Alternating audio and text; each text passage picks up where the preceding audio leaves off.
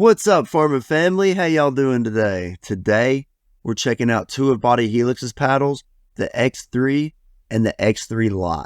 These are a blend of Kevlar and raw carbon fiber. They're thermoform, foamed edge, unibody, and they're elongated. A little bit head heavy. You guys will hear me talk about that later on in the review. But I do have a code for them. It's Farmer. You will get 10% off if you use that at checkout. I will get a kickback. I always like letting you all know that.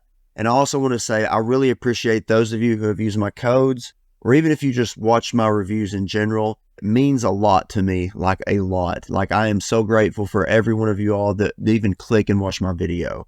I really appreciate it. But yeah, let's get into this review, y'all. First thing we're going to talk about is the pop of the 16 millimeter. When it comes to the 16 millimeter, it's going to be mostly compared to the Pickleball Apes Pro Energy Line and Pro Energy Line S. When you play with this paddle, you're going to notice the face has a little bit more pop than the Pro Energy Line does. When I say it has more pop, not even really enough to actually matter if you're switching between the two. It might take, a few dinks and drops and stuff to get used to it, but it's not going to be like a drastic change from the Pro Energy Line S. And when it comes to the 18 millimeter, for an 18 millimeter, you would expect for it to be more plush, but with the aramid core in the middle, anything that comes at you with pace or you're putting pace on it, the aramid core adds extra pop. But if you're doing dinks from someone, hitting a very slow ball and you're hitting, with no pace back, you're not going to fill the aramid core with that extra pop. So the pop is subjective depending on how much pace is coming at you and how much pace you're giving. Now, when it comes to the power, these are both more power paddles than anything else, if I'm going to be honest with you. The 16 millimeter, it's got power, but it's not quite like the Hudef Viva Pro 2 and the Carbon 1X. It's slightly under it. Now, when you're talking about the beefy boy, that 18 millimeter, it slaps. It has definitely got head heaviness, and it definitely has plow through. This is something that I would probably only recommend for singles play, if I'm going to be real with you. And you'll see why when I get to the swing weight. All right, when it comes to the control, the 16 millimeter is going to be very similar to the Pro Energy Line from Pickleball Apes. So if you, have played with it and you know how you can control it, you're not going to have any problems controlling this whatsoever. This is just a different option for you. It's an elongated with a 6-inch handle for 2-hand backhands versus the Pickleball Apes Pro Energy Line S. Now the Pro Energy Line by itself that is super elongated, that one probably has more plow through than this, to be real with you. But in terms of control, you're not going to struggle controlling this. And when it comes to the 18 millimeter, it's all subjective.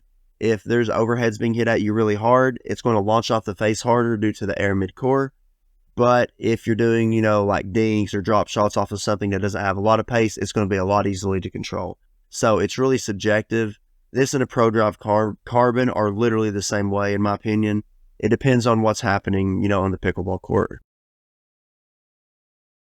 The 16 millimeter had a spin RPM number of 1862, which is literally right in line with all these other paddles that I've been testing, except for the Adidas. Horrible, by the way.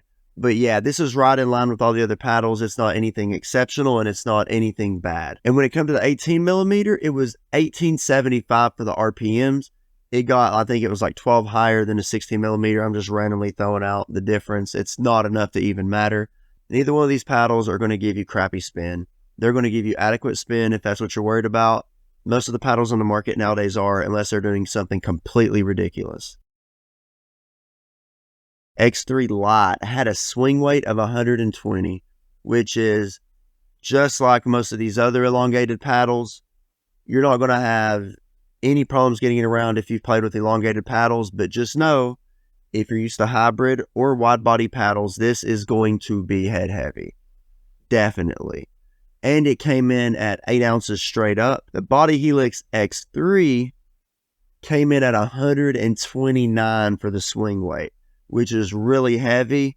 Not quite as bad as the Pro Drive Carbon, but most people are not going to be able to use this paddle. At least not for anything other than singles. And when it came to the weight, it was 8.7 ounces. When it came to the twist weight, the 16 millimeter had a 5.9 twist weight, and the 18 millimeter had a 6.6 twist weight. The 6.6 is right above average, but the 16 millimeter was lacking when it came to the twist weight. And when it came to the sweet spot, most of the elongated paddle sweet spots are nowhere near as good as hybrid or wide body. And you can definitely tell when you were playing with the 16 millimeter version. Now, when you're playing with the 18 millimeter version, it has a really, really generous sweet spot. So in terms of the sweet spot, the 18 millimeter definitely has the 16 millimeter beat by a lot. All right, when it comes to the prices, the price of the X-3 Lite is $160, and the price of the X-3 Pro was $180.